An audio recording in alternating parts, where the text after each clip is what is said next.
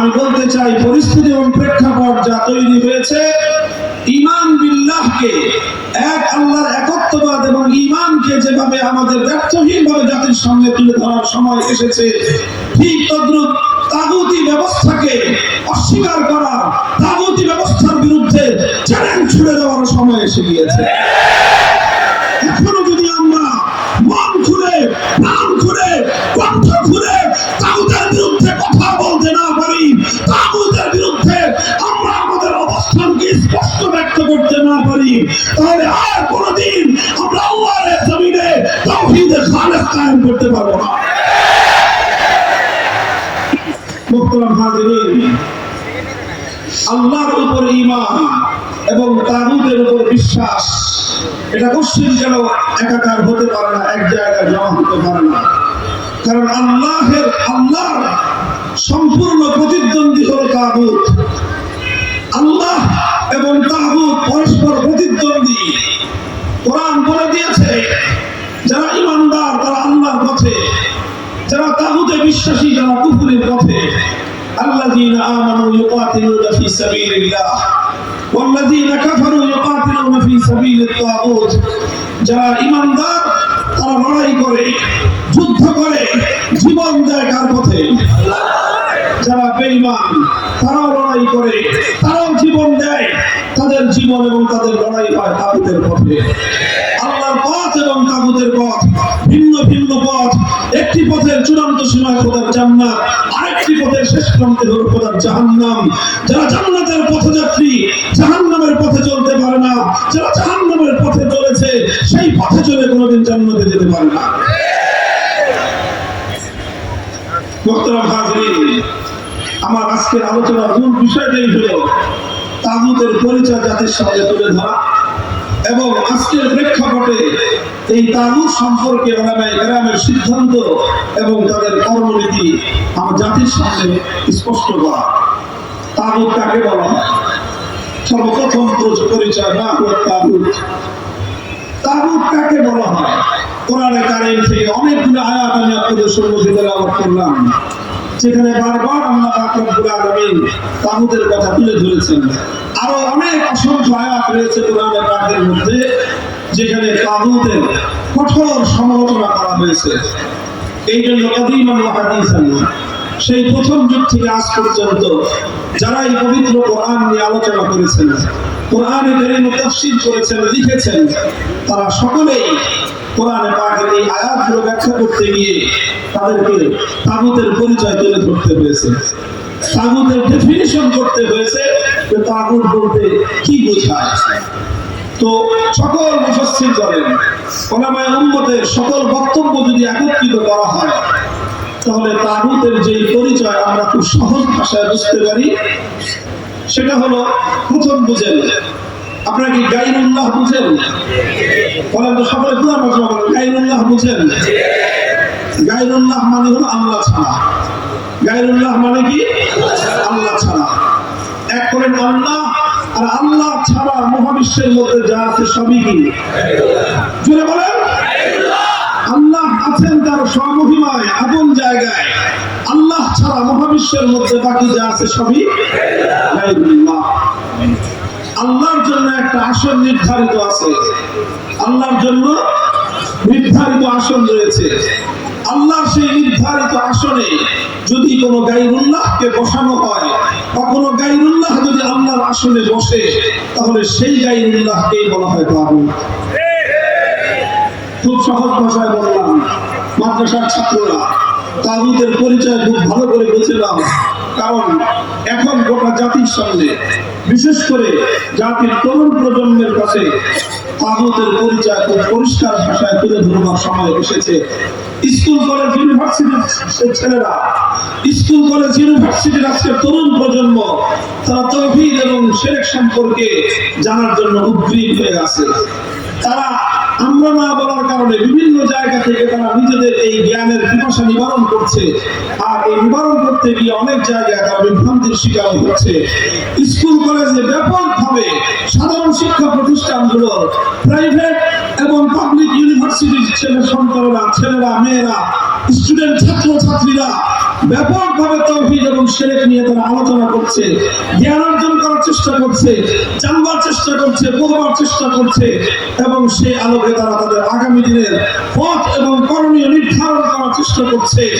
এটা একদিকে জাতির জন্য খুবই একটি আশার দিক যে আজ যাদেরকে জাতির সমাজ ব্যবস্থা আল্লাহর দ্বীনের বিরুদ্ধে পরিচালিত করবার জন্য শিক্ষা ব্যবস্থা প্রণয়ন করে যাদেরকে ইসলাম বিদ্বেষী ধারায় পরিচালিত করার চেষ্টা করেছিল, সেই কুফরি শিক্ষা প্রতিষ্ঠানগুলো থেকে তাওহীদের সৈনিক তৈরি হচ্ছে। কাজে এই সময়ে তাওহীদ এবং শিরকের পার্থক্য, আল্লাহর পরিচয় এবং তাগুতের পরিচয় খুলে খুলে বর্ণনা করে দেওয়া উচিত।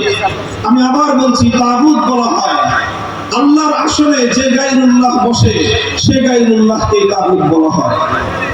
আরো পরিষ্কার ভাষায় বলতে গেলে আল্লাহ পাক রব্বুল আলামিনের জন্য যে বৈশিষ্ট্য নির্ধারিত, সেই বৈশিষ্ট্য যদি আল্লাহর জন্য যে সিফাত নির্ধারিত, সেই সিফাত যদি কোনো গায়রুল্লাহর জন্য সাব্যস্ত করা হয় তাহলে সেই গায়রুল্লাহকে তাগুত বলা হয়। যেমন সুনির্দিষ্ট দৃষ্টান্ত হিসেবে আমি বলি, আপনারা আমার প্রশ্নের জবাব দেন। খুব বেশি প্রশ্ন আমি করবো না, অল্প কয়েকটা প্রশ্ন করবো, এরপরে আমি আমার আলোচনার যে মূল উদ্দেশ্য সেটা ব্যক্ত করবো। সেটা হলো, আচ্ছা বলেন তো এই মহাবিশ্বের মধ্যে ইবাদতের হকদার একমাত্র কে? মহাবিশ্বের মধ্যে ইবাদতের মালিক একমাত্র কে? সুতরাং আল্লাহর জন্যই ইবাদত করতে হবে। সেই ইবাদত যদি আল্লাহর জন্য না করে কোন গায়রুল্লাহর জন্য করা হয়, তাহলে যেই গায়রুল্লাহ ইবাদত গ্রহণ করবে সেই গায়রুল্লাহকে বলা হয় তাগুত। তৎকালীন যুগে মানুষ আল্লাহকে বাদ দিয়ে যে সমস্ত দেব দেবতার পূজা করত, লাত, মানাত, উজ্জা, হুবাল, এই জাতীয় মূর্তিগুলোকে কোরআনে পাকের মধ্যে তাগুত বলে আখ্যায়িত করা হয়েছে।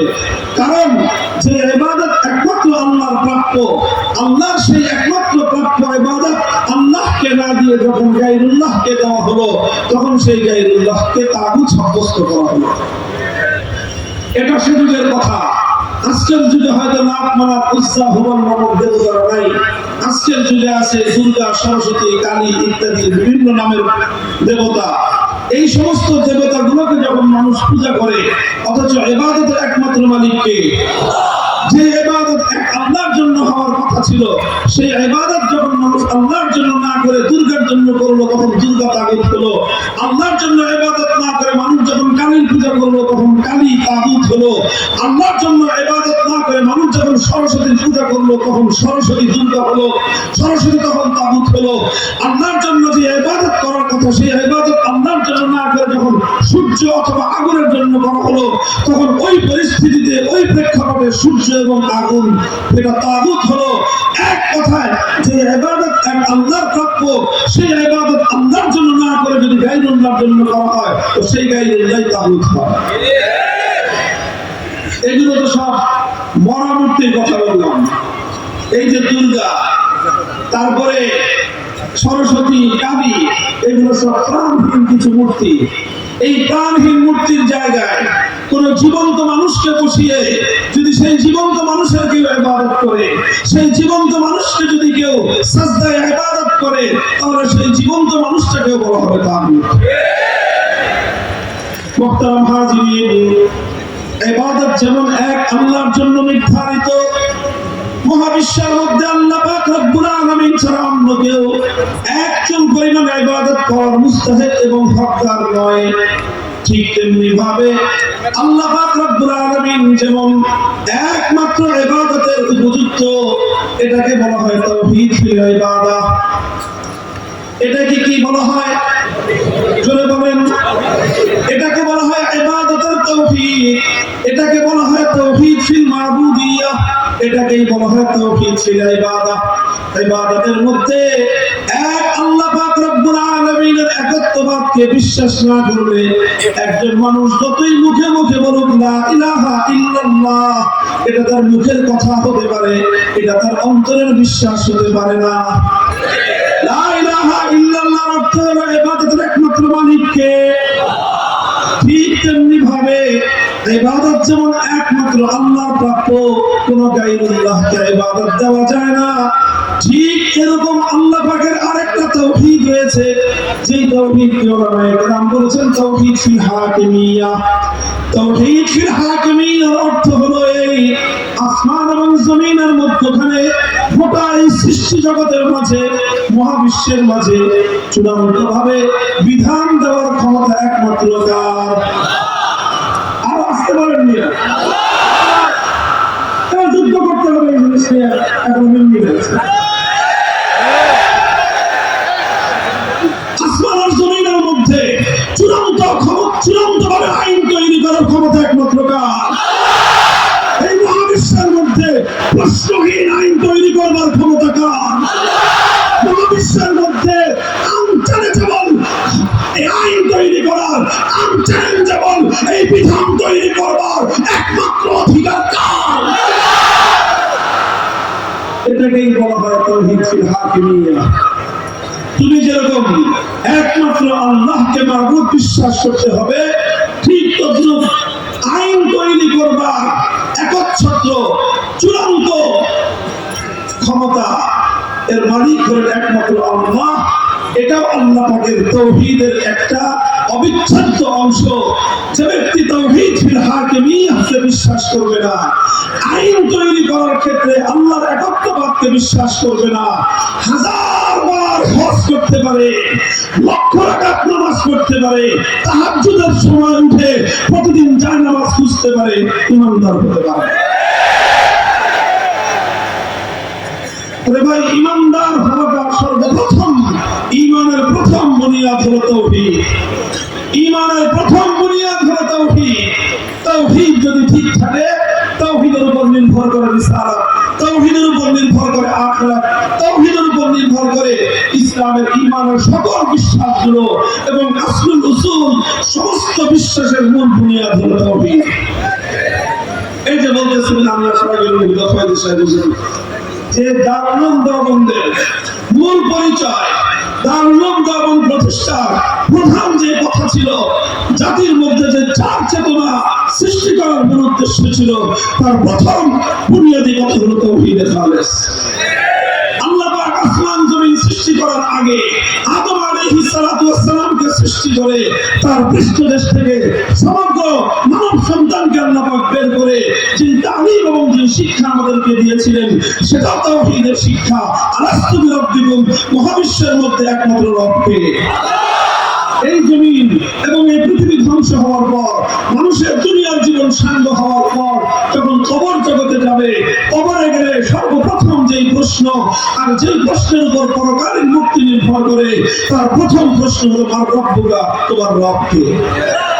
শুরু থেকে শেষ পর্যন্ত এই এক তাওহীদের শিক্ষা, শুরু থেকে শেষ পর্যন্ত এই এক তাওহীদের গুরুত্ব, এটাই ইসলামের মধ্যে সর্ব জায়গায় প্রতিষ্ঠিত করা হয়েছে। সুতরাং খুব ভালো করে বুঝবেন যে শুধুমাত্র আল্লাহ পাকের ইবাদতের তাওহীদকে বিশ্বাস করলে একজন মানুষ ঈমানদার হতে পারে না। ইবাদতের ক্ষেত্রে যেরকম আল্লাহর তাওহীদকে বিশ্বাস করতে হয়, ঠিক তদ্রুপ আইন এবং বিধান রচনার ক্ষেত্রেও আল্লাহর তাওহীদকে বিশ্বাস করতে হয়। একজন মানুষ যেরকম আল্লাহকে বাদ দিয়ে যদি কোনো গায়রুল্লাহর পূজা করে, সে যতবার হজ করুক, বিরাট বড় হাজী সাহেব, বিরাট বড় যুদ্ধওয়ালা, বিরাট বড় ক্ষমতাধারী, সে যে যদি দুর্গার পূজা করে, ঈমানদার থাকতে পারে? কেন? সে তো হজ করেছে, সে তো ঘন্টা করেছে, সব কিছু করুক, যখনই সে দুর্গার পূজা করলো, তার ঈমান ঠিক থাকতে পারে না। ঠিক তদ্রুপ দুর্গার ঈমান থাকলে যেরকম ঠিক থাকতে পারে না, আল্লাহ পাক রব্বুল আলামিনের একচ্ছত্র আইন তৈরি করবার এই ক্ষমতার মসনদে তুমি যদি কোনো গায়রুল্লাহকে এক মুহূর্তের জন্য বসাও, তোমারও ঈমান থাকতে পারে না। লক্ষ্য করে বুঝে নিন, আমি বারবার একটা কথা বলতেছি, আমার কথার সূক্ষ্মতার দিকে লক্ষ্য করুন। আমি বলছি আইন তৈরি করবার চূড়ান্ত ক্ষমতা। কি বলছি? চূড়ান্ত ক্ষমতা। কি বলতেছি? চূড়ান্ত ক্ষমতা কার? কেউ প্রশ্ন করতে পারেন, মানুষ কি আইন করতে পারবে না? হ্যাঁ, মানুষ আইন করতে পারবে। ইসলামের বিধান, মানুষেরও আইন এবং বিধান তৈরি করবার ক্ষমতা আছে, তবে মানুষের কোনো ক্ষমতা চূড়ান্ত ক্ষমতা নয়। মানুষের আইন তৈরি করবার ক্ষমতাটা চূড়ান্ত ক্ষমতা নয়, প্রশ্নহীন ক্ষমতা নয়, আনচ্যালেঞ্জেবল ক্ষমতা নয়, বরং এই ক্ষমতাটা একটা প্রকার। এটাকে যদি আমি রাষ্ট্রবিজ্ঞানের পরিভাষায় বলি তাহলে বলা হয় সার্বভৌম ক্ষমতা, পাওয়ার অফ সভরেনিটি। পাওয়ার অফ সভরেনিটি অর্থাৎ এমন ভাবে বিধান করার ক্ষমতা যে বিধানকে কেউ প্রশ্ন করতে পারবে না, যে বিধান সম্পর্কে কোনো আঙ্গুল উত্তোলন করা যাবে না, যে বিধানকে কেউ বাতিল করবার এখতিয়ার রাখে না, যে বিধানের বিরুদ্ধে কোনো বিধান করবার অধিকার কারো নাই, এমন একচ্ছত্র আইন তৈরি করবার সার্বভৌম ক্ষমতার মালিক একমাত্র কে? মুহতারাম হাজিরিন, খুব দুঃখ এবং পরিতাপের জায়গা এটা, খুব দুঃখ এবং পরিতাপের জায়গা। আমরা আল্লাহ পাক রব্বুল আলামিনের ইবাদতের তাওহীদকে মানি, ইবাদতের তাওহীদ মুসলিম জাতির মধ্যে প্রতিষ্ঠিত রয়েছে। আল্লাহ পাক রব্বুল আলামিনের ইবাদতের ক্ষেত্রে একটা গায়রুল্লাহকে যদি কেউ আল্লাহর সঙ্গে শরীক করে তাহলে দুনিয়ার কোন মানুষ তাকে ঈমানদার বলে মেনে নেয় না। কিন্তু দুঃখ লাগে যখন মানুষ বলে জনগণের সার্বভৌম ক্ষমতার অধিকার, মানুষ যখন বলে সংসদের সার্বভৌম আইন তৈরি করবার অধিকারের কথা, তখন অসংখ্য অগণিত নামধারী মুসলমান অকপটে সে কথা মেনে নেয়। শুধু মেনে নেয় তাই নয়, বরং নামধারী মুসলমানরা আল্লাহর বিরুদ্ধে আর একটা আইন পরিষদ দাঁড় করায়, সেই আইন পরিষদকে সার্বভৌম আইন তৈরি করবার ক্ষমতা তাদের হাতে তুলে দেয়। আচ্ছা বলেন তো, যে একজন মানুষ যদি একটা দুর্গাকে ইবাদতের ক্ষেত্রে আল্লাহর সমকক্ষ সাব্যস্ত করে তাহলে সে ঈমানদার থাকতে পারে?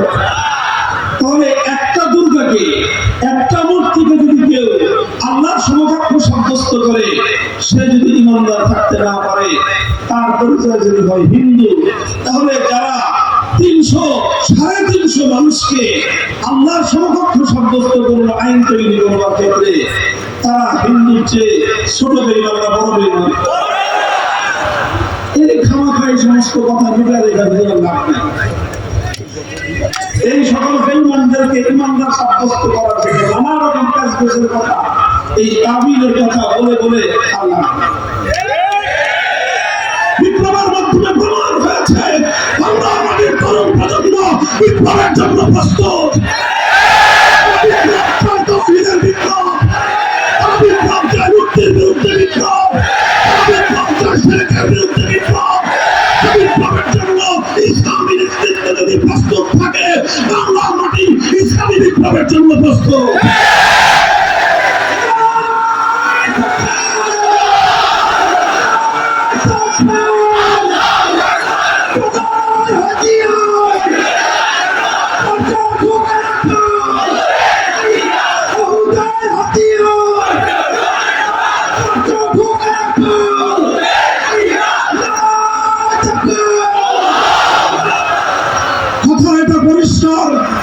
এমন ভাবে আইন তৈরি করা হবে যে আইনকে কেউ চ্যালেঞ্জ করতে পারবে না, এই অধিকার একমাত্র কার? সুতরাং আল্লাহর সেই অধিকারকে কেড়ে নিয়ে কোন রাজা বাদশা যদি সার্বভৌম আইন তৈরি করবার ক্ষমতা নিজের হাতে তুলে নেয়, সেই রাজা বাদশার নাম হবে তাগুত। আল্লাহর আইনের জায়গায় কোন রাষ্ট্রপতি যদি কোন আইন তৈরি করে, সেই রাষ্ট্রপতিকে বলা হবে তাগুত। আল্লাহর আইনের জায়গায় কোন প্রধানমন্ত্রী যদি কোন বিকল্প আইন দেয়, সেই প্রধানমন্ত্রীকে বলা হবে তাগুত। আল্লাহর আইনের জায়গায় কোন মন্ত্রী পরিষদ যদি ভিন্ন কোন আইন অনুমোদন দেয়, সেই মন্ত্রী পরিষদকে বলা হবে তাগুত। আল্লাহর আইনের জায়গায় কোন বিচারপতি, কোন বিচারালয়, কোন সুপ্রিম কোর্ট, কোন হাইকোর্ট, কোন আদালত যদি আল্লাহর আইনের বিকল্প আইন দেয়, সেই আদালতকে বলা হবে তাগুত। আল্লাহর আইনের জায়গায় কোন আইন পরিষদ, কোন সংসদ আইন তৈরি করে, সেই সুপ্রিমকে বলা হবে তাগুত।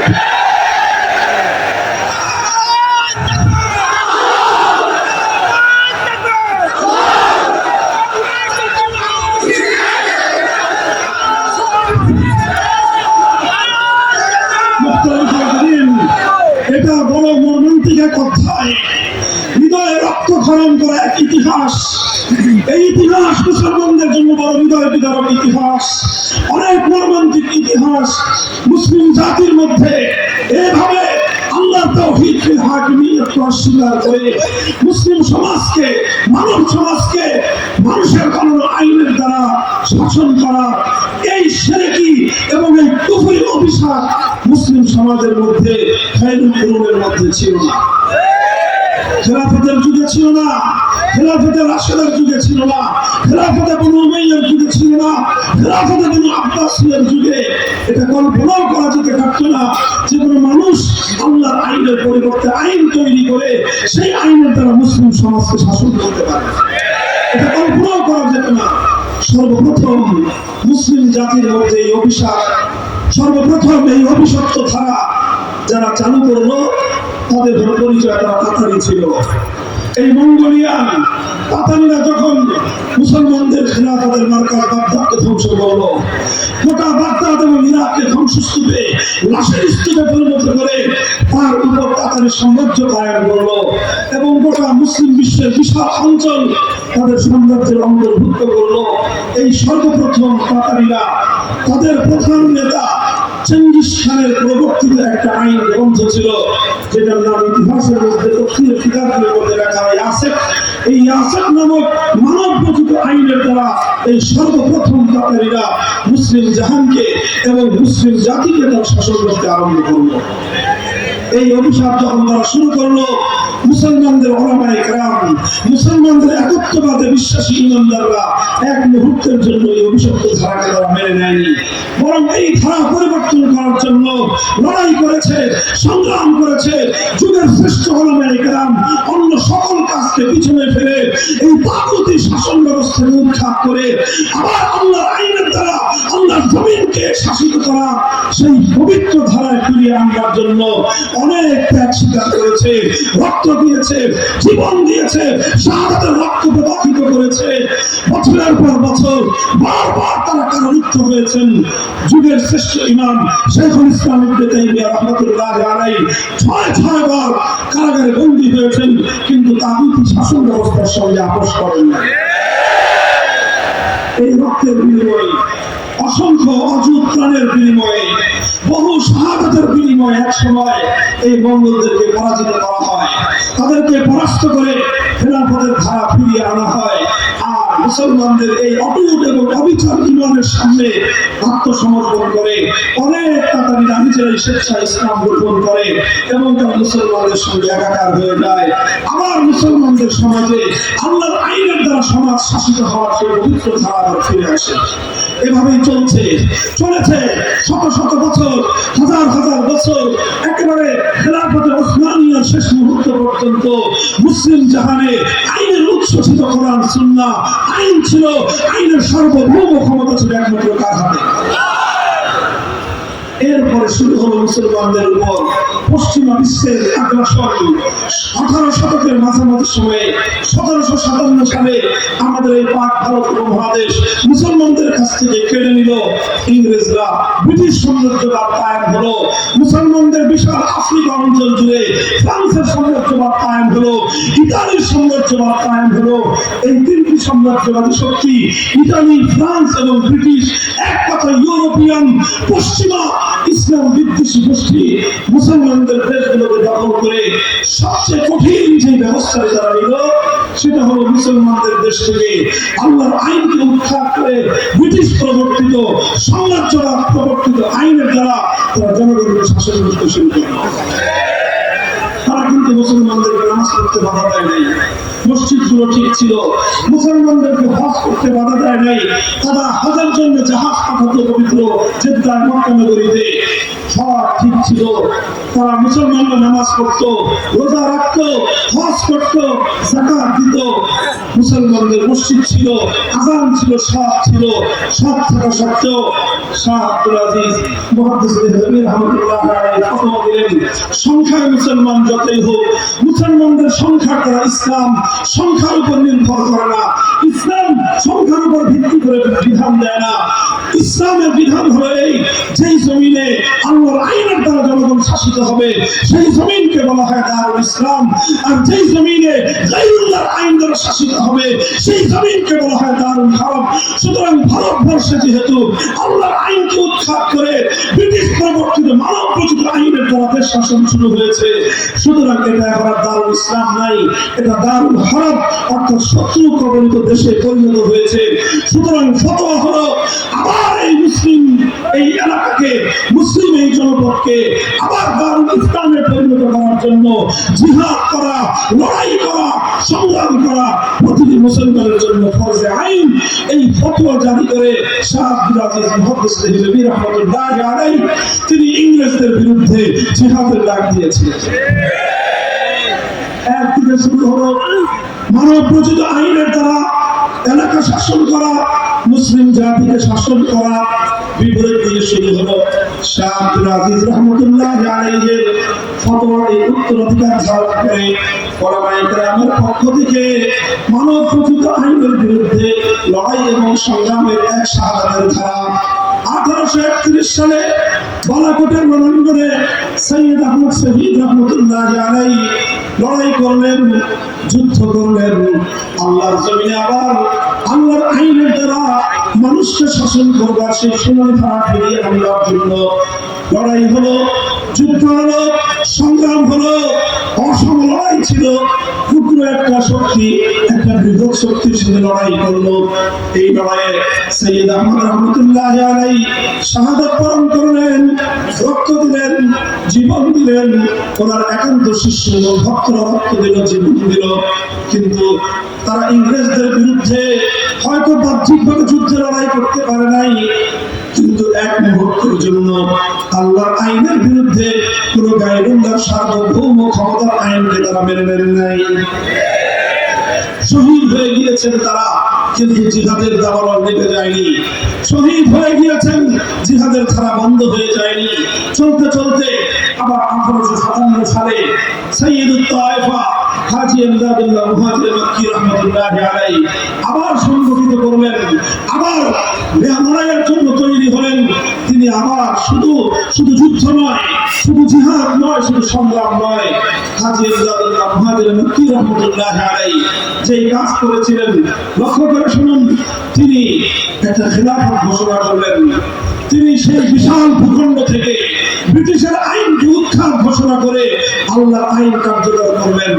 কারণ তিনি একটা খেলাফত ঘোষণা করে, যেই খেলাফতের দারুল মামলাকা রাজধানী ছিল থানা ভবন, যেখানে থানবী রহমতুল্লাহি আলাইহির জন্মস্থান, সেখানে হাজী সাহেব রহমতুল্লাহি আলাইহির খানকা ছিল। সেই থানা ভবনকে কেন্দ্র করে একটা ইসলামী রাষ্ট্র, ইসলামী খেলাফত ঘোষণা করলেন। সেই খেলাফতের আমিরুল মুমিনিন ছিলেন হাজী ইমদাদুল্লাহ মুহাজির মক্কি রাহমাতুল্লাহি আলাইহি। সেই খেলাফতের সালারে আজম প্রধান সেনাপতি ছিলেন হাফেজ জামিন শহীদ রাহমাতুল্লাহি আলাইহি। তার কাজী কুযা প্রধান বিচারপতি ছিলেন রশিদ আহমদ গাঙ্গুহি রাহমাতুল্লাহি আলাইহি। তার ওয়াজির আলা প্রধানমন্ত্রী ছিলেন হুজ্জাতুল ইসলাম কাসিম নানুতুবি রাহমাতুল্লাহি আলাইহি। আমরা শুধু হাজী সাহেব রহমতুল্লাহি আলাইহি মনে করি সাইয়্যিদুত তায়েফা, আমরা শুধু বলি উনি সব পীরদের পীর ছিলেন। হ্যাঁ, অবশ্যই অস্বীকার করার কোনো উপায় নাই যে হাজী সাহেব রহমতুল্লাহি আলাইহি রশিদ আহমদ গাঙ্গুহির পীর ছিলেন, হাজী সাহেব রহমতুল্লাহি আলাইহি শাইখুল হিন্দের পীর ছিলেন, হাজী সাহেব রহমতুল্লাহি আলাইহি আশরাফ আলী থানভী রহমতুল্লাহি আলাইহির পীর ছিলেন, হাজী সাহেব রহমতুল্লাহি আলাইহি কাসিম নানুতুবির পীর ছিলেন। সকলের পীর যেমন তিনি ছিলেন, এটা যেমন তার পরিচয় তিনি সাইয়্যিদুত তায়েফা, সঙ্গে সঙ্গে এটাও তার পরিচয় তিনি এই ভূখণ্ডের আমিরুল মুমিনিন ছিলেন। আজ আমরা এমন পীর চাই, এমন আলেম চাই যারা আল্লাহর জমিনে আমার আল্লাহর আইনকে ফিরিয়ে আনবার জন্য আল্লাহর জমিনে মানব রচিত আইনকে উৎখাত করার হিম্মত নিয়ে জাতিকে নেতৃত্ব দেবে। ইনশাআল্লাহ হাজী ইমদাদুল্লাহ মুহাজির মক্কির সন্তানরা সেই কাজ করবে ইনশাআল্লাহ। মুহতারাম হাজির, আমি যেই কথাটা বলার জন্য ইতিহাসের ধারা টানছি, 1857 সালের শামিলি রণাঙ্গনে জিহাদ করে ওনারা টিকতে পারলেন না। হাফেজ জামিন রহমতুল্লাহি আলাইহি শহীদ হলেন। মুসলমানদের খেলাফতকে অস্ত্রের মুখে, বারুদের মুখে, বুলেটের আঘাতে ইংরেজ ইংরেজরা উৎখাত করলো, ধ্বংস করলো, কিন্তু মুসলমানদের জিহাদের ধারা বন্ধ হয়ে যায়নি। 1857 সালে থানা ভবনের খেলাফতকে তারা উচ্ছেদ করলো। 1866 সালে 10 বছরের ব্যবধানে ভারতের উত্তর প্রদেশের সাহারানপুর জেলার দেওবন্দ নামক গ্রামে আবার নতুন খেলাফতের বুনিয়াদ কায়েম করলেন। সেই বুনিয়াদের মধ্যে উপর থেকে একটা সাইনবোর্ড টানালেন। সাইনবোর্ডটা হলো দারুল উলুম দেওবন্দ। অন্তর্নিহিত উদ্দেশ্য হলো আবার আল্লাহর জমিনে আল্লাহর আইন ফিরিয়ে আনতে হবে, তার জন্য এক অব্যাহত সংগ্রাম। 1866 সালে দারুল উলুম দেওবন্দ প্রতিষ্ঠিত হওয়ার 80 বছর পরে 1947 সালে ব্রিটিশরা আন্দোলনের মুখে, সংগ্রামের মুখে তারা এদেশ ছেড়ে চলে যেতে সম্মত হলো। তারা বলল যে আমরা তোমাদের দেশকে শাসন করবো না, তোমরা নিজেরাই তোমাদের দেশ যেভাবে ইচ্ছা সেভাবে শাসন করো। আমরা চলে গেলাম, আমরা চলে যাচ্ছি। যখন দেশটা স্বাধীন হবে এই প্রশ্ন আসলো, তখন এই দেশে দুই জাতির বসবাস ছিল। এক জাতি হলো হিন্দু জাতি, আর এক হলো মুসলিম জাতি। অন্যান্য আরো সম্প্রদায় ছিল, তবে তারা প্রধান দুই সম্প্রদায়ের সমবর্তন ছিল না। হিন্দু এবং মুসলিম দুই জাতির বসবাস ছিল ভারতবর্ষে।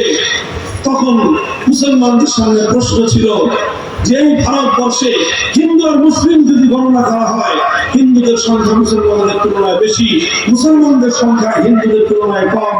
বর্তমান পৃথিবী গণতন্ত্রের পৃথিবী, এই জায়গায় যদি আমরা হিন্দুদের সঙ্গে একসঙ্গে যোগদান করি, গণতন্ত্রের মার পেছে হিন্দুদের শাসন ক্ষমতার অধীনে আমাদের থাকতে হবে।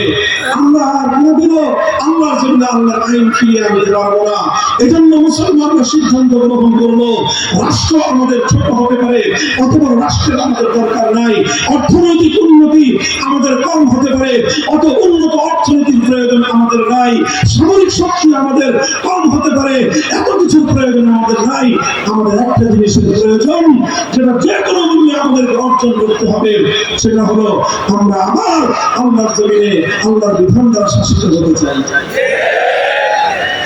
এই আওয়াজ উঠলো গোটা ভারতবর্ষের মুসলমানদের মধ্যে।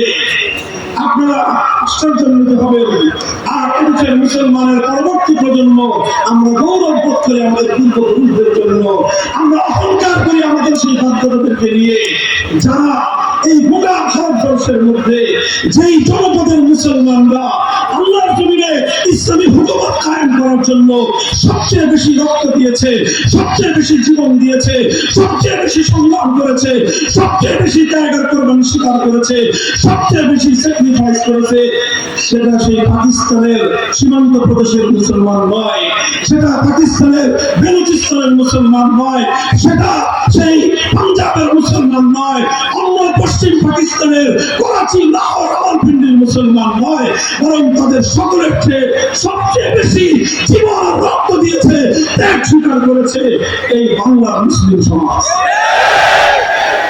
দুঃখ লাগে, আফসোস লাগে, আমাদের ইতিহাস, এই বাংলার মুসলমানদের ইতিহাস দরদ মাখা ইতিহাস, এই বাংলার মুসলমানদের ইতিহাস রক্ত দিয়ে ভেজা ইতিহাস, চোখের অস্তুতে ভেজানো ইতিহাস, আমাদের পূর্বপুরুষদের সাথে বারবার কাদ্দারিয়ার বিশ্বাসঘাতকতা করার ইতিহাস। আমরা, আমাদের বাড়ির কাছে ছিল কলকাতা, আমাদের বাড়ির কাছে ছিল দিল্লি, আমাদের চারিপাশে ছিল ভারত। আমাদের মুসলমান পূর্বপুরুষরা সিদ্ধান্ত নিল যে না, এই বিশাল ভারতের অংশ হওয়ার প্রয়োজন আমাদের নাই, বাড়ির কাছের কলকাতার সঙ্গে গাছছাড়া বাঁধার কোন প্রয়োজন আমাদের নাই, বাড়ির কাছের দিল্লির সঙ্গে আমরা একত্রিত থাকবো না, বরং আমরা এই ভারতকে লাথি মেরে 2000 কিলোমিটার দূরের পশ্চিম পাকিস্তানিদের সঙ্গে হাতে হাত রাখলাম। শুধু একটা কারণে, ওরাও মুসলমান, আমরাও মুসলমান, দাবি ছিল একটাই, হুকুমত হবে নিজামে ইসলাম, দাবি ছিল একটাই, আল্লাহর জমিনে কায়েম হবে কোরআনী সংবিধান। 1947 সালের ইতিহাস এটাই। ইতিহাস পড়ুন, দেখবেন পশ্চিম পাকিস্তানিরা আল্লাহর জমিনে আল্লাহর হুকুমত কায়েমের জন্য, ইসলামী রাষ্ট্র প্রতিষ্ঠার জন্য যতটুকু ত্যাগ গোটা পশ্চিম পাকিস্তানের 5 প্রদেশ মিলে করেছে, 5 প্রদেশের ত্যাগ কি এক পাল্লায় রাখেন? শুধু এই বঙ্গ এলাকার 1 প্রদেশের মুসলমানদের ত্যাগ আর কোরবানি আরেক পাল্লায় রাখেন। আল্লাহর কসম খেয়ে বলতে পারি, পশ্চিম পাকিস্তানের 5 প্রদেশের ত্যাগের কোরবানির চেয়ে আমাদের বাংলাদেশের মুসলমানদের ত্যাগের কোরবানির পাল্লা ভারী হয়ে যাচ্ছে। এই ছিল আমাদের পূর্বপুরুষ, হাজী শরীয়তুল্লাহ রাহমাতুল্লাহ আলাইহির অবদান। এটা ছিল আমাদের পূর্বপুরুষদের আন্দোলন, শামসুল হক ফরিদপুর রাহমাতুল্লাহ আলাইহির অবদান, মাওলানা আখাউদ্দিন রাহমাতুল্লাহ আলাইহির অবদান, হাফিজ হুজুর রাহমাতুল্লাহ আলাইহির অবদান, খতিব আজম সিদ্দিক রাহমাতুল্লাহ আলাইহির অবদান।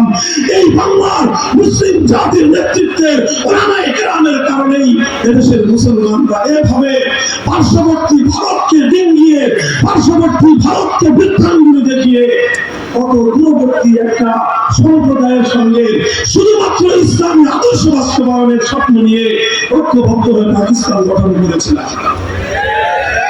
এরপর ইতিহাস হৃদয় রক্তক্ষরণের ইতিহাস, এরপরের ইতিহাস দুঃখ এবং করুণ ইতিহাস। এই দীর্ঘ সময়ে পশ্চিম পাকিস্তানিরা বারবার শুধুমাত্র আমাদের সঙ্গে গাদ্দারি করেছে। আমাদের উলামায়ে কেরাম, আমাদের ইসলামী নেতৃত্ব বারবার তাদেরকে বলেছেন অঙ্গীকার পুরা করেন। ঘোষণা ছিল, জাতির সঙ্গে ওয়াদা ছিল, মুসলমানদের জন্য আলাদা ভূখণ্ড হবে, আর সেই ভূখণ্ডের আইন এবং শাসন ব্যবস্থা হবে কোরআনী শাসন ব্যবস্থা। এই ছিল অঙ্গীকার, এই ছিল ওয়াদা। কিন্তু যখনই আমাদের উলামায়ে কেরাম পাকিস্তানি শাসক গোষ্ঠীকে বলতো কোরআনী সংবিধান দেন না কেন, জাতির সঙ্গে অঙ্গীকার আপনারা পূরণ করেন না কেন, পাকিস্তানি শাসকরা বলতো হুজুর এখনো দেশটা তো শিশু রাষ্ট্র, এখনই যদি আমরা এখানে ইসলামী হুকুমত কায়েম করি তো এই শিশু রাষ্ট্র ইসলামী শাসন ব্যবস্থাকে হজম করতে পারবে না, রাষ্ট্রটা মরে যাবে, এটা আরেকটু বড় হোক তারপরে আমরা ইসলামী হুকুমত কায়েম করব। এইভাবে বছরের পর বছর যায়। উলামায়ে কেরাম বারবার বলেন যে কবে আপনাদের এই শিশু রাষ্ট্র বড় হবে, কবে বড় হবে, কবে বড় হবে, কবে 20 বছর চলে যায়, রাষ্ট্র এখন শিশু রাষ্ট্র। এখনই ইসলাম কায়েম করলে ইউরোপ আমেরিকা আমাদেরকে সাহায্য করবে না, সহযোগিতা করবে না, এই রাষ্ট্র বিশ্ব দরবারে মাথা তুলে দাঁড়াতে পারবে না। 24 বছর চলে যায়, এখন শিশু রাষ্ট্র বড় হয় না।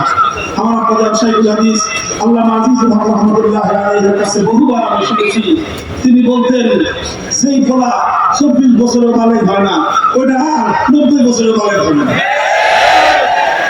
পাকিস্তান রাষ্ট্র এই 24 বছর পর্যন্ত এটা বলে শিশুই থাকে না, এই 24 বছরে বলে ও আর বালেগ হলো না। মুসলমানের সিদ্ধান্ত নিল যেই বলা 24 বছরেও বালেগ হয় না, ওটা 24 বছরে মুসলমানি করলেও বালেগ করানো যায় না, এই বলার দরকার নেই।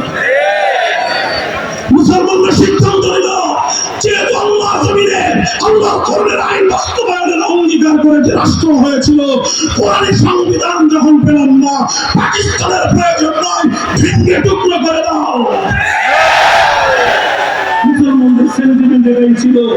সেই সুযোগে সেই সময়ে 1970 সালের জাতীয় নির্বাচন আসলো।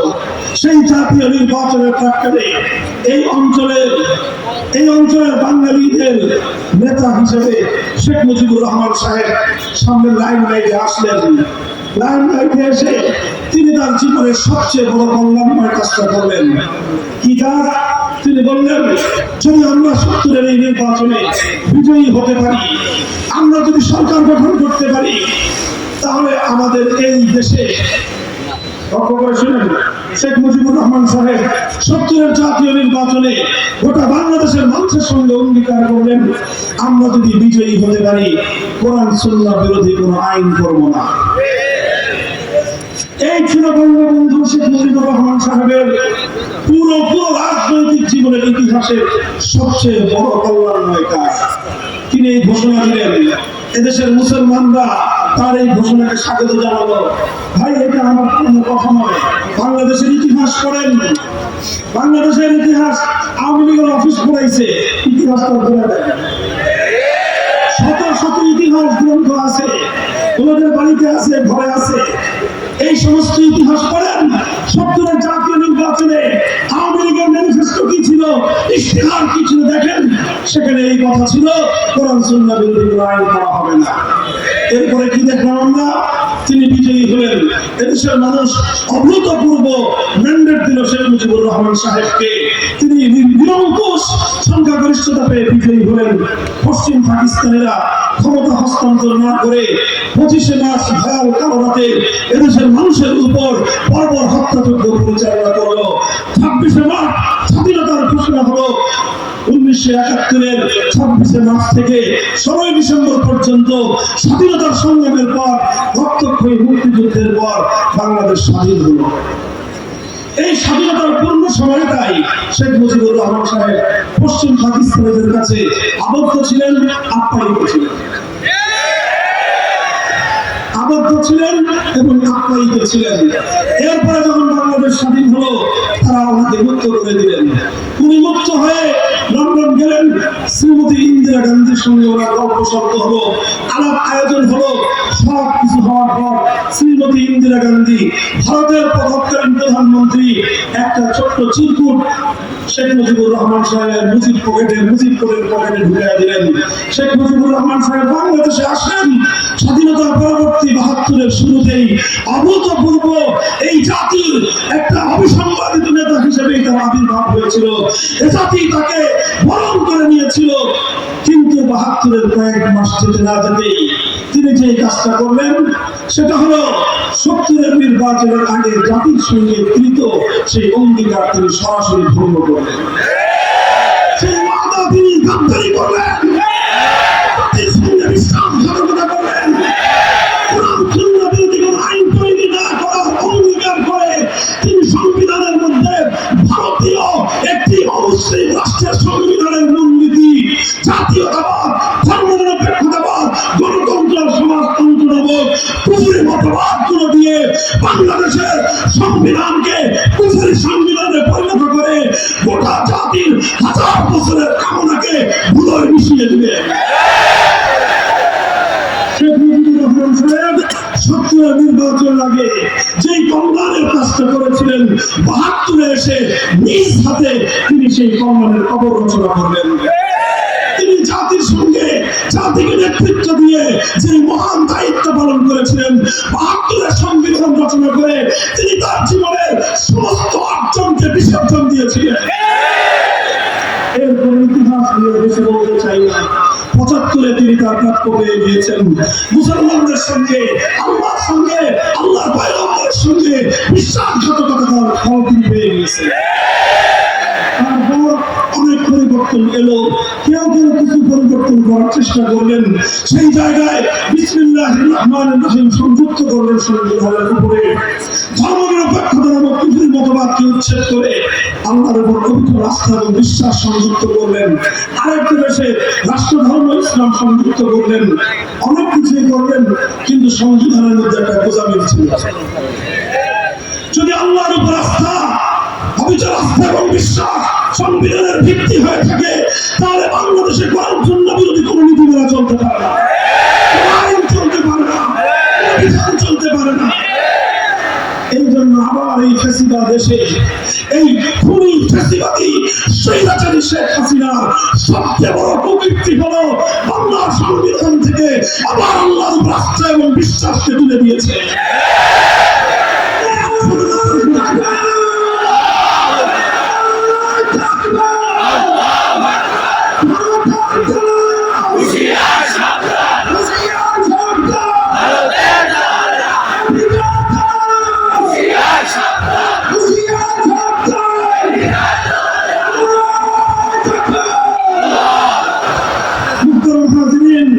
এই সংবিধানের মধ্যে সংসদকে, জনগণকে এবং জনগণের প্রতিনিধি হিসেবে জাতীয় সংসদকে সেই ক্ষমতা দেওয়া হয়েছে যেই ক্ষমতা একমাত্র আল্লাহর জন্য নির্ধারিত।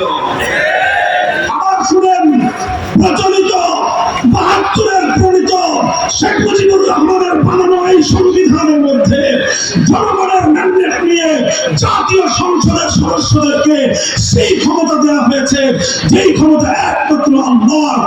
এক আল্লাহর আসনে দুর্গা বসলে যেরকম তাগুত হয়, এক আল্লাহর আসনে সরস্বতী কালী বসলে যেরকম তাগুত হয়, এক আল্লাহর আসনে রাত মানব উৎসাহ হুবল বসলে যেরকম তাগুত হয়, আল্লাহ সার্বভৌম আইন তৈরি করবার ক্ষমতা গ্রহণ করে এই সংসদ তাগুতি সংসদে পরিণত হয়েছে।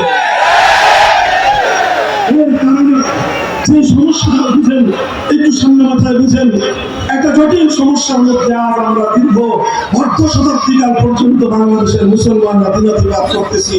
সেটা হলো এই এই রাষ্ট্রের সংবিধানের কারণে, এই রাষ্ট্রীয় সাংবিধানিক বাধ্যবাধকতার কারণে আমাদেরকে অনেক জায়গায় ইচ্ছায় অনিচ্ছায় বাধ্য হয়ে হৃদয় রক্তক্ষরণ সহ আল্লাহর আইন বিরোধী, কোরআন সুন্নাহ বিরোধী অসংখ্য কাজ আমাদেরকে প্রতিনিয়ত করতে হয়।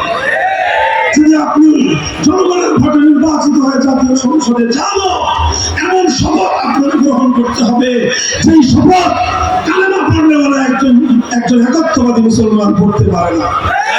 বাধ্য হয়ে সেই শপথ করতে হয়। আপনি যদি কোনো কারণে সরকারের মন্ত্রী পরিষদে চলে যান, আপনাকে এমন কাজ করতে হবে রাষ্ট্রীয় আইন এবং বাধ্যবাধকতার কারণে মরা মানুষের বেদিতে আপনাকে ফুল দিয়ে শ্রদ্ধা জানাতে হবে, যেটা সমগ্র 4 মাথার অনুযায়ী ইসলামের মধ্যে সর্বসম্মত হারাম। উপায় নাই। রাষ্ট্রীয় বাধ্যবাধকতার কারণে আপনি আলেম হন, হাফিজ হন, মুফতি হন, আপনাকে মন্ত্রী হতে হলে সেই মরা মানুষের বেদিতে আপনাকে শ্রদ্ধা জানিয়ে, ফুল দিয়ে শ্রদ্ধা জানিয়ে আল্লাহর পয়গম্বরের সুন্নাহ আদর্শ, ইসলামের ফরজ বিধানকে প্রত্যাখ্যান করে হারামের উপর আমল করে আপনাকে মন্ত্রিত্ব চালাতে হয়। এগুলো আমাদের দুর্ভাগ্যজনক ইতিহাস। আরো অনেক কাজ হয়েছে যেগুলো শুধুমাত্র একটা কারণে আমরা করতে বাধ্য হই, সেটা হলো আমাদের সংবিধানের মধ্যে আল্লাহর ক্ষমতাকে ভাগ করে 350 জন এমপির মধ্যে ভাগ করে দেওয়া হয়েছে। সেই পবিত্র বাইতুল্লাহ নগরে মক্কার কুরাইশের বেঈমানরা আল্লাহর জায়গায় 360 খোদা বসিয়েছিল। আর আমার দেশে, শাহজালালের দেশে, শাহপরানের দেশে, শাহজাহানের দেশে, হাজী শরীয়তুল্লাহর দেশে আল্লাহর জায়গায় 350 খোদা সংসদে বসানো আসন তৈরি।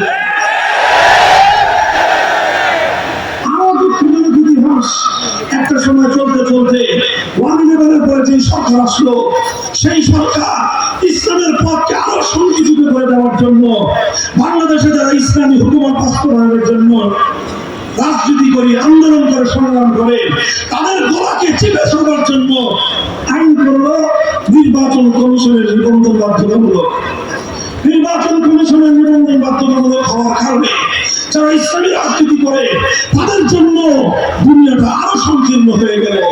চাইলেও ইসলামের সব কথা এখন আর বলা যায় না। কত দুঃখজনক একটা পরিবেশে আমরা রয়েছি, জানি না আপনারা অনুভব করেন কিনা। এই যে হুজুর আছেন, আমাদের সকলে হৃদয়ে রক্তক্ষরণের একটা ইতিহাস, দুটো ঘটনা আমি বলি। এই যে দেখেন, বাংলাদেশে এই 1/11 সরকার আসার আগ পর্যন্ত ইসলামী শাসনতন্ত্র আন্দোলন নামে রাজনৈতিক দল ছিল আমাদের, ছিল। এই শাসনতন্ত্র আন্দোলন বাংলাদেশের শীর্ষ সকল ওলামায়ে কেরাম মিলে গঠন করেছিলেন। উদ্দেশ্য ছিল বাংলাদেশের কুফরি শাসনতন্ত্রকে উৎখাত করে ইসলামী শাসনতন্ত্র প্রতিষ্ঠা করা হবে। পর্যায়ক্রমে এটা নেতৃত্ব হযরত পীর সাহেব হুজুর চরমনাই রাহমাতুল্লাহি আলাইহি হাতে এসেছে। ওনারা যখন এটা নিবন্ধনের জন্য তাদের কাছে আবেদন করলেন, নির্বাচন কমিশন বলল বাংলাদেশে কুফরি সংবিধানের অধীনে ইসলামী শাসনতন্ত্র চলতে পারে না, কাজেই আপনারা ইসলামী শাসনতন্ত্র নামে অনুমোদন পাবেন না। এটা ইতিহাস, এটা চোখের বস্তুর ইতিহাস নয়, বুকে রক্ত পড়ার ইতিহাস। পর্যন্ত ভাবতে হবে ইসলামী শব্দ রেখে শাসনতন্ত্র শব্দ বাদ দিয়ে আমাদেরকে নিবন্ধন দিতে হয়েছে। এটা আমাদের জন্য কোন এক ইতিহাস। এই বাংলাদেশে শিরকের সামনে তাওহীদকে পদদলিত করার এক ইতিহাস, কুফরের সামনে ইসলামকে বলি দেওয়ার এক ইতিহাস। আরো মর্মান্তিক আরেকটা ইতিহাস আছে, বুঝেন, শুধু শব্দ নয়। বাংলাদেশ জামায়াতে ইসলামী নামে একটা দল আছে, তাদের সঙ্গে আমাদের অনেক মতবিরোধ আছে। সেই মতবিরোধের জায়গাগুলো একটা ভিন্ন জায়গা, কিন্তু একটা জায়গায় আমরা সকলে একমত, সেটা হলো আল্লাহর জমিনে আমরা আল্লাহর হুকুমত চাই। আমরা আল্লাহর জমিনে ইসলামী হুকুমত চাই। এই বাংলাদেশ জামায়াতে ইসলামীকে বাংলাদেশের সর্বোচ্চ আদালত হাইকোর্ট থেকে তাদের নিবন্ধন বাতিল করে দিল। কেন বাতিল করলো? ৭১ সালের তাদের বিতর্কিত ভূমিকার কারণে না, ৭১ মুক্তিযুদ্ধের ভূমিকার কারণে নয়। তাহলে কেন আম্বিয়া কেরামকে মাসুম মানে না, সাহাবায়ে কেরামকে মেয়ারে হক নিয়ে তাদের আলোচনা আছে, এই কারণে না। এই সকল কারণে নয়, বাংলাদেশ জামায়াতে ইসলামী নিবন্ধন বাতিল ঘোষণা করেছিল হাইকোর্ট শুধু এই কারণে যে তাদের সংবিধানে আল্লাহ সার্বভৌম ক্ষমতার কথা বলা হয়েছে, তাদের সংবিধানে তাওহীদের কথা আছে। অর্থাৎ আদালত বলতে চায় বাংলাদেশে শিরকের রাজতন্ত্র চলবে, শিরকের তন্ত্র চলবে, বাংলাদেশে কুফরি সংবিধান চলবে, আল্লাহর সার্বভৌমত্বের কথা বলা যাবে না।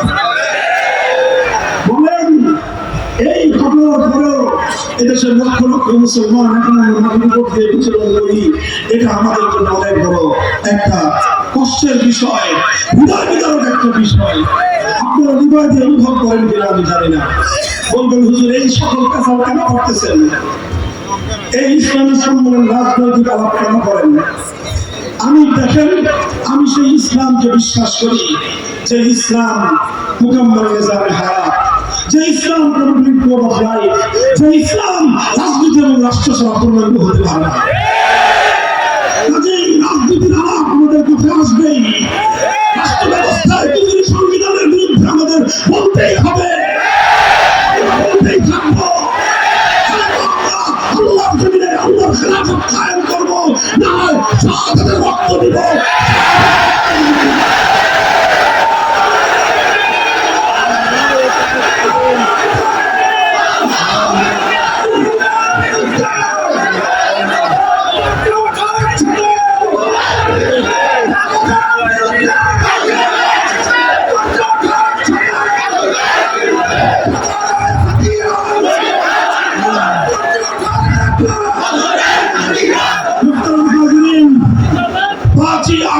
বিপ্লবের পর আজ বাংলাদেশে এক নতুন প্রেক্ষাপট তৈরি হয়েছে, কথা বলেন ঠিক না বেঠিক? আমার যুব এবং তরুণ প্রজন্ম রক্ত দিয়ে যে স্বাধীনতা এনেছে, সেই স্বাধীনতার তাৎপর্য উপলব্ধি করতে হবে। সেই স্বাধীনতার অন্যতম তাৎপর্য 5ই আগস্টের বিপ্লবের অন্যতম পদক্ষেপ ছিল টেকনাফ থেকে তেতুলিয়া গোটা বাংলাদেশকে শিরকের মূর্তি থেকে, শিরকের প্রতি মূর্তি থেকে মুক্ত করা। শুধু এই মূর্তি খেদায়ে, শুধু মরা মূর্তি খেদায়ে তাওহীদের বিজয় আসবে না। হ্যাঁ, মরা মূর্তি যেভাবে আমরা বিতাড়িত করেছি, জিন্দা মূর্তিও বিতাড়িত করতে হবে। বাংলাদেশের সকল ক্ষেত্রে, জাতীয় ক্ষেত্রে সবচেয়ে আলোচিত ইস্যু হলো সংবিধান সংস্কার। সংবিধান সংস্কার, সংবিধান সংস্কার। আমরা স্পষ্ট ভাষায় আমাদের দাবি তুলতে চাই, নানা রকম সাহিত্যপূর্ণ ভাষায়। মারপেচের অনেক আলাপ আলোচনা আছে, এগুলো যারা টেবিলে বলবেন, টেবিলে বলেন, ফাইলে লিখে লম্বা লম্বা প্রজেক্ট আমরা জমা দিব, লম্বা লম্বা প্রস্তাব পত্র আমরা জমা দিব, অনেকে জমা দিয়েছি, সব ঠিক আছে। কিন্তু মঞ্চ ময়দানে গোটা জাতিকে নিয়ে একটা দাবি আমরা এবার তুলতে চাই। সেই দাবি হলো, আমাদের সংবিধানের এই সকল কুফরি ধারাগুলোর কারণে বাধ্য হয়েও আমাদের ওলামায়ে কেরামকে, ইসলাম প্রিয় জনতাকে নানা সময়ে ইসলাম বিরোধী অনেক কার্যকলাপ বাধ্য হয়ে করতে হয়। আমরা এই অভিশপ্ত ধারায় থাকতে চাই না। আমরা চাই এবার আমাদের সংবিধানে একটা সংশোধনী আসবে, আর সেই সংশোধনীটা শব্দ যাই হোক তার মর্মার্থ এটাই হবে, যদি বাংলার মাটিতে সংবিধানে কোরআন সুন্নাহ বিরোধী কোন আইন থাকে, কোরআন সুন্নাহ বিরোধী কোন ধারা থাকে, কোরআন সুন্নাহ বিরোধী কোন নীতিমালা থাকে, কোরআন সুন্নাহ বিরোধী সকল আইন, সকল নীতি, সকল বিধান বাতিল বলে গণ্য হবে।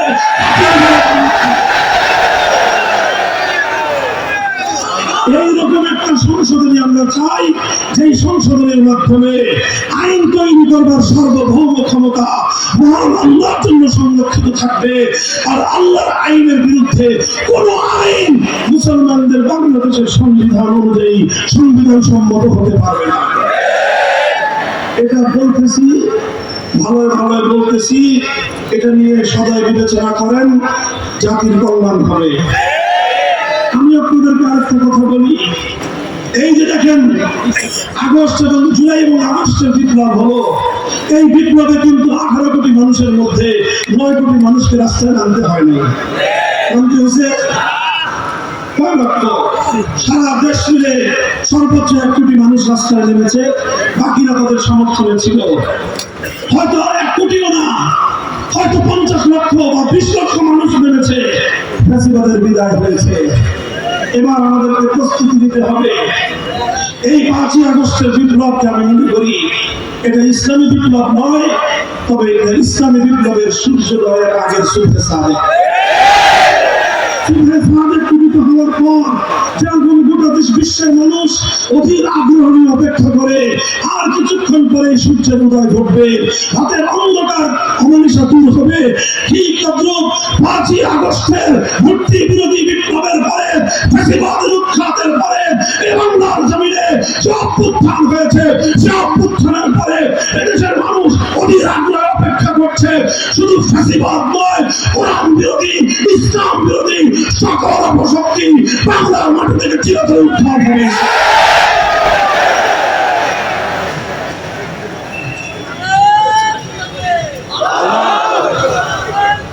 বিপ্লবের জন্য প্রস্তুত আছেন? প্রস্তুতি দেন ইনশাআল্লাহ। সম্ভাবনা, এক নতুন সম্ভাবনার দুয়ার উন্মোচিত হয়েছে। শুধু মাদ্রাসার ছেলেরা নয়, মাদ্রাসার ছাত্র রিজার্ভ ফোর্স,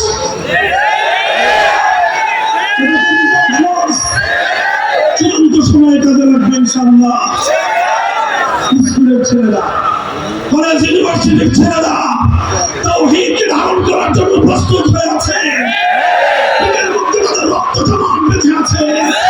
তাওহীদের কথা বলো, আল্লাহর জমিনে আমরা আর কবরে সংবিধান দ্বারা শাসিত হতে চাই না। এরপরেও যদি সংস্কারের মাধ্যমে আমাদের এই সাংবিধানিক কুফর থেকে মুক্তির ব্যবস্থা না করা হয়, অচিরে একটা ডাক আসবে, সে ডাক হবে শাহাদাতের ডাক, সে ডাক আসবে ইসলামী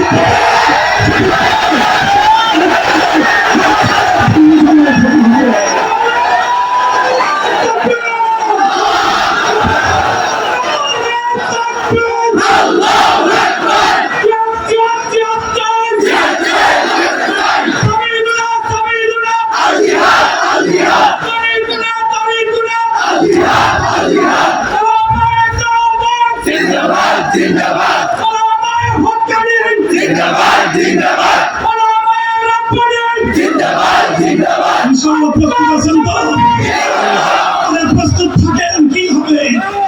জন্মেছি একবার, মরবো কয়বার? আরে শহীদ আবু সাঈদ বুক কেটে দিল, জালিমের বুলেটের সামনে বুলেট আঘাত করলো, তার প্রাণ প্রদীপ নিভে গেল, কিন্তু আবু সাঈদ মরে যায় নাই।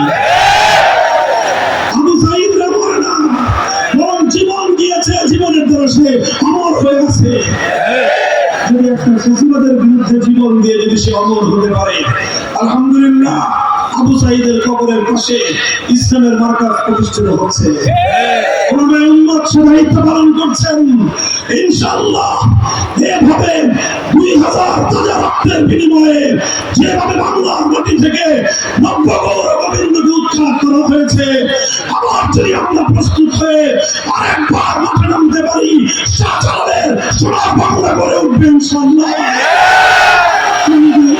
জামায়াত হওয়ার জন্য প্রস্তুত হও, নিজেদেরকে সব দিক থেকে প্রস্তুত করো, গোটা জাতিকে নেতৃত্ব দেওয়ার যোগ্যতা অর্জন করো, জাতির সঙ্গে একাকার হয়ে মিশে যাওয়ার সেই যোগ্যতা অর্জন করো।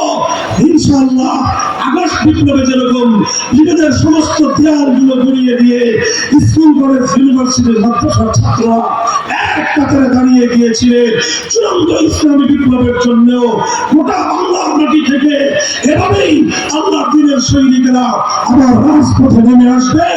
ইনশাআল্লাহ আগামী বাংলাদেশ হবে ইসলামের বাংলাদেশ, বাংলাদেশ হবে খেলাফতের বাংলাদেশ। সেজন্য আমাদেরকে প্রথমে রাতের অন্ধকারে চোখে অস্ত্র দিতে হবে, দিনের বেলায় পরিশ্রম করে ঘাম ছড়াতে হবে।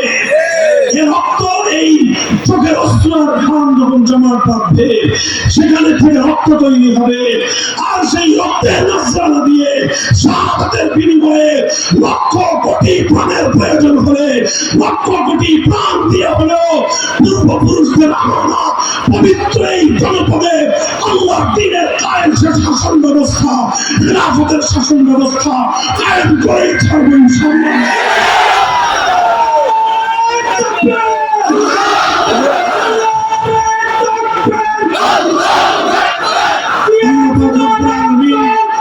আমাদেরকে কবুল করুন,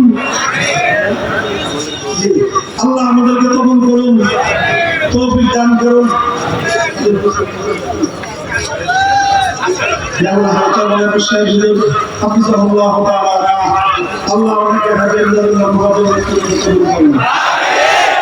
ইনশাআল্লাহ আমরা হাতে হাত রাখতেছি, আপনি প্রস্তুত হন।